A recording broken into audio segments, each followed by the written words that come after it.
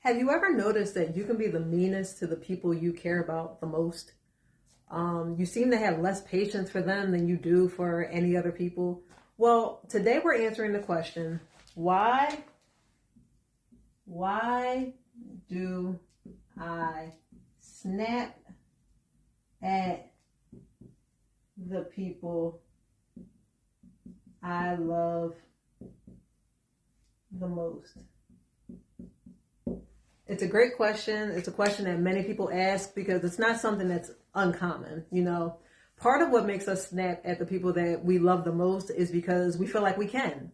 We feel like our relationship is tight enough. We feel safe enough that if we act in unsavory ways, that people will continue to accept us because we feel like they know us and we feel like they love us. Now, there are other things that cause us to snap that I think are more important to look at if it's something that you want to better understand for yourself. So, one of those things is nervous system patterns. When we're faced with things that are commonly known as triggers, there's something that happens to our nervous system. And if we continue to experience our nervous systems kind of like being out of whack or overstimulated, like you're used to little things kind of getting your heart rate up or making your palms sweat, you feel tension in your shoulders, those things really imprint on us. And when we're faced with that trigger or anything even around that trigger, that's what our nervous system begins to do. It makes us feel unsafe. It imprints on us that when we're faced with this particular thing, that we are not safe. And that lack of safety often leads to big feelings, big emotions, big reactions. And that externally comes out in what we see as, snapping at somebody. So another thing is conditioning. What do I mean by conditioning? Well, conditioning is the things that we have grown up seeing. So if you have grown up with someone who is very emotionally reactive, you've seen them snap at other family members or people they love, or they've even snapped at you, then you become conditioned that when emotions get big, this is how we respond to them. When emotions get big, this is how we let it out. This is how we handle it. It's just something that as a family we have learned to do. And that conditions you. When you don't have the skill set to handle your emotions in a way that is calm, that leads to resolution, that is not about just letting out your feeling, but more so being able to communicate your thoughts and get some sort of resolution to an issue, then you snap. That's not at the forefront of your mind. Resolving is not at the forefront of your mind. What's more so at the forefront of your mind is communicating to the other person that you are highly, highly upset. And that is why the emotion is so big. Another thing with conditioning, let's see if this, here we go. That's conditioning. We're going to move on to survival. Survival adaptations. This is a big one, and it will tell you a lot about yourself. Survival adaptations, the main word is survival.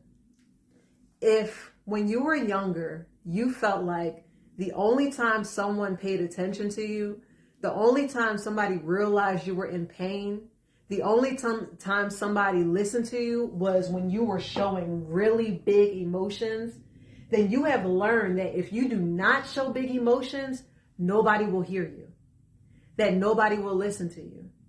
I'm also here to tell you that that's not true. It's just something that you have learned from experience because of the people you were surrounded by and who you grew up with. Once upon a time, that unfortunately may have been true. Once upon a time, the only way that you could be seen is if you were yelling, screaming, crying. That may be true.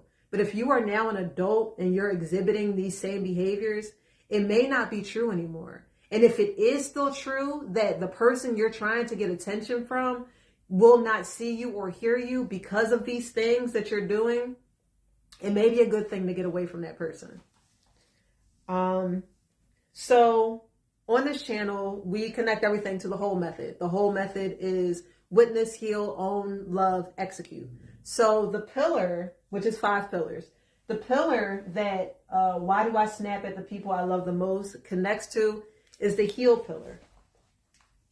I'll put that up here. It's the heal. It's the heal pillar.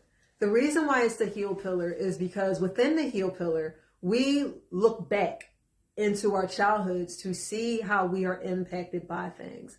What in our past still holds an emotional charge? That's one of the questions that the heal pillar asks. What in my past still holds an emotional charge? And those are the root of our triggers. It's the things that remind us of the negative thoughts that, we have in our head about ourselves. So one of those negative thoughts may be from your childhood that I am not worthy of love or attention unless I am showing really big emotion and there is no way you can ignore me. The only people who fight so hard to be heard are the people who just haven't been heard. It's the people who are not used to just being there. It's people who are not used to their voices mattering. It's the people who have attempted to communicate and it was shut down or it was ignored. And now they feel like you will be forced to hear them. They become, in a sense, a force of nature so that they cannot be ignored. But these are things that come from your childhood. And like I said, that survival adaptation is real. It's understandable how this behavior has manifested in your life and what it has been utilized for. So while it may have made sense then, we have to recognize if it doesn't make sense now, because there is a cost to our behavior. And that's the next thing that I want to talk to you about. What is the cost of these reactions? So if you are a person who comes into relationship or friendship or the workplace with the belief that the only way I can get attention is if I show really big emotion, which actually to emotionally healthy adults appears to be a tantrum. That's how it comes across to adults who are able to regulate their emotions. When they run into other adults who have a difficult time regulating their emotions, it reads more to them like a tantrum. I'm not saying this to hurt your feelings. I'm saying this to be real with you so that you understand the cost of not changing. So when you do this and you go into these places, the cost of your behavior could be relationship distance. It could be that coworkers don't want to interact with you as much. It could be that your boyfriend or your girlfriend or your husband or your wife starts to become more standoffish from you because they don't know what to expect. It could be that you are passing down the same thing to your children. If you have children in your house, they may learn that in order to be heard, because conditioning, just like you were conditioned, you can condition the impressionable minds in your house, whether it be younger siblings, whether it be your children, whether it be a partner's children, anybody. You condition them to believe this is the only way to be heard. If I'm not showing these big emotions, then I'm going to be ignored. Then my needs won't get met.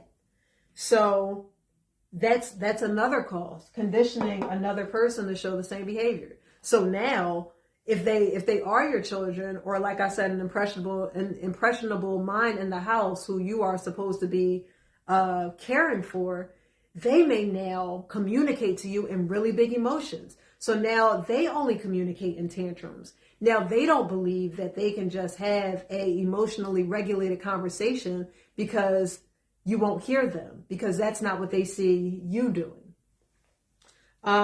Another cost of that, again, repeating cycles. It's the same thing.